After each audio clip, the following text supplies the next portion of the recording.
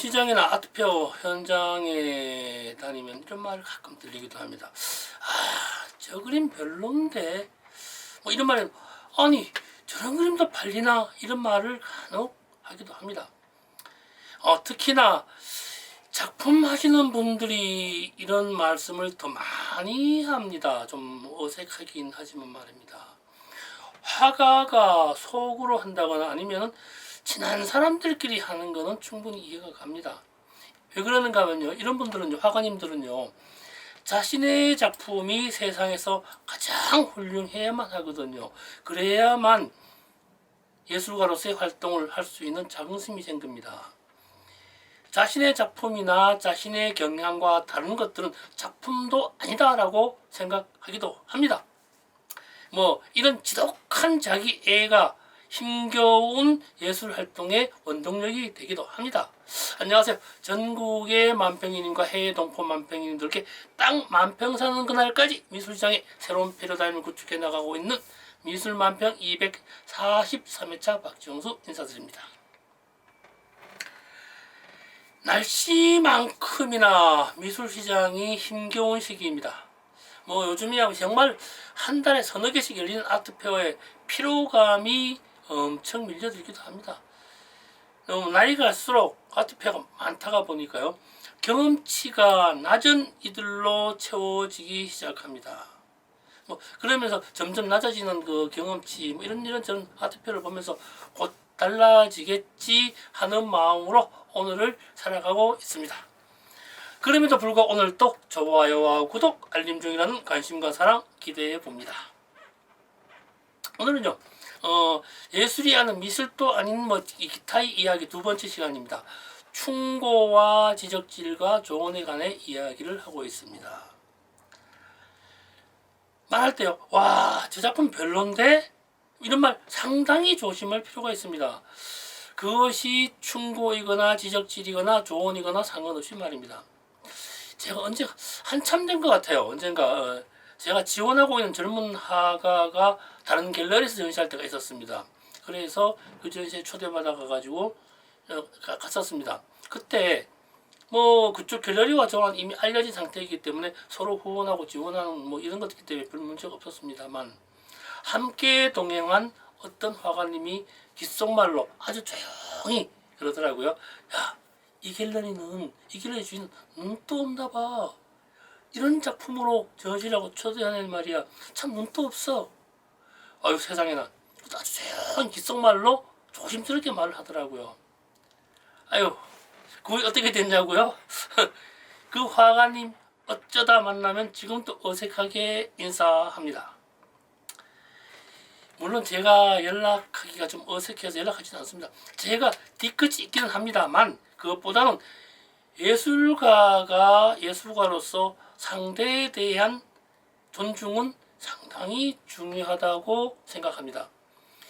길레스트가요, 작가를 선정할 때 정말 신중을 기합니다.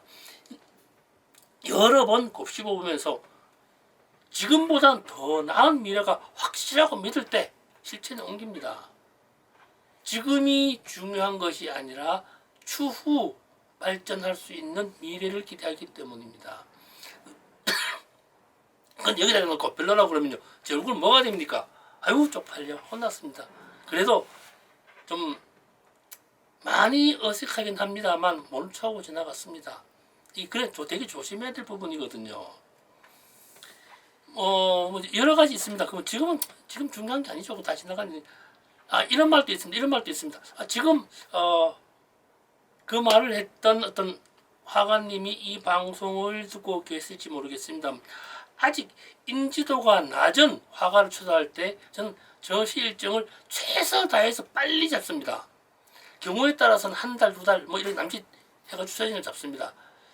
화가를 힘들게 한다기보다는 마케팅을 위해서 빠른 시간 안에 작품을 소개하고 관계자들과에 대한 조언과 협업, 소통, 언론의 효과음 이런 기타 등등의 기초 상태를 마련해 보려고 하는 일이거든요. 그러고 나가지고 나서 차기 전시를 조심스럽게 준비하는 전략입니다. 경험 있는 분들이 아시겠지만 첫 전시는 빨리 할수록 이익이 아니던가요? 그죠? 뭐 준비해서 3년 후에 하나, 지금 하나, 결과는 비슷합니다. 그래봐야 첫 전시입니다. 아직 말이 빗나가고 있네. 어쨌든 전 저기 뭔가 하면요, 아직 명성을 얻지 못한 화가는 빨리 전시해가지고 좀 준비한다, 그런 얘기를 하고 있었습니다. 지금 다시 본론으로 돌아갈게요. 한 3년 전쯤 21회차에선가 21회차에 말씀드린 거 있었습니다. 그때 지적질에 대해서 짧은 이야기를 했던 것 같습니다.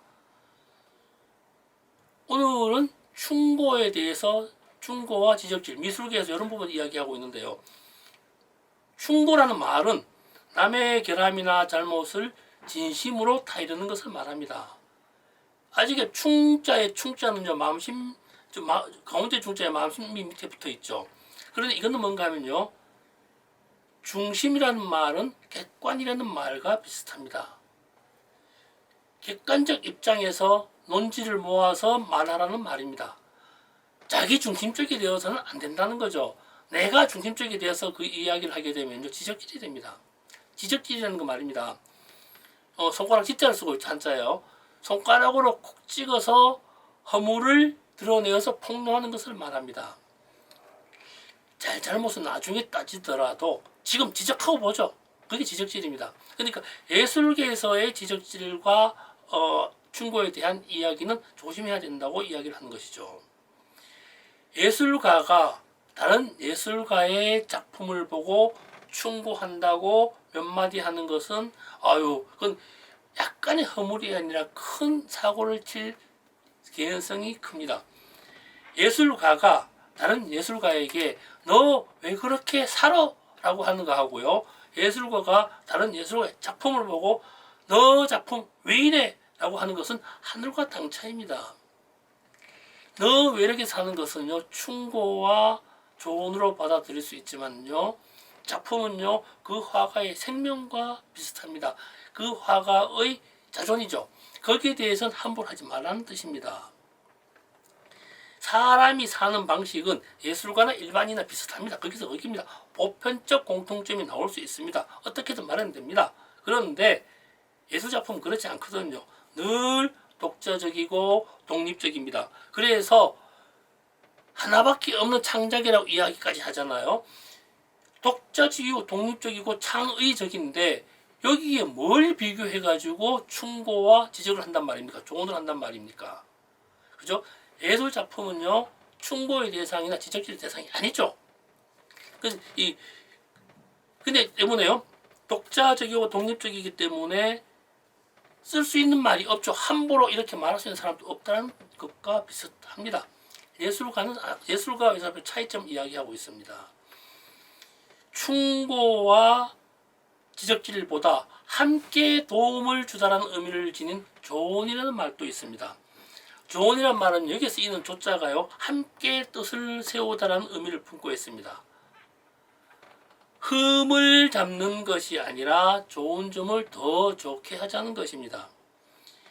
전시장에서 작품 충고를 가장한 지적질은요, 그 사람과 원수가 되거나 죽을 때까지 보지 않겠다는 내재적 말과 비슷합니다. 뒤끝이 큽니다. 세상에는 말입니다, 부정하는 것이 가장 쉽습니다. 그거 아니야. 너 말해서 그거 아니야. 정치도 그렇죠. 아니라고 하면 끝이에요. 아니다. 대안도 없이 아니라고 우깁니다. 그건 가장 쉬운 것이죠. 칭찬보다는 흉보기가 간단합니다. 전시장에서 남의 작품을 보고 진심 어린 충고라 할지라도 충고를 받는 순간 그 작품은요, 하자가 발생을 합니다. 문제점이 충고잖아요. 사람이 아닌 작품이잖아요. 그러면 하자 있는 작품을 팔아야 하는 결과를 가져올 수밖에 없어요.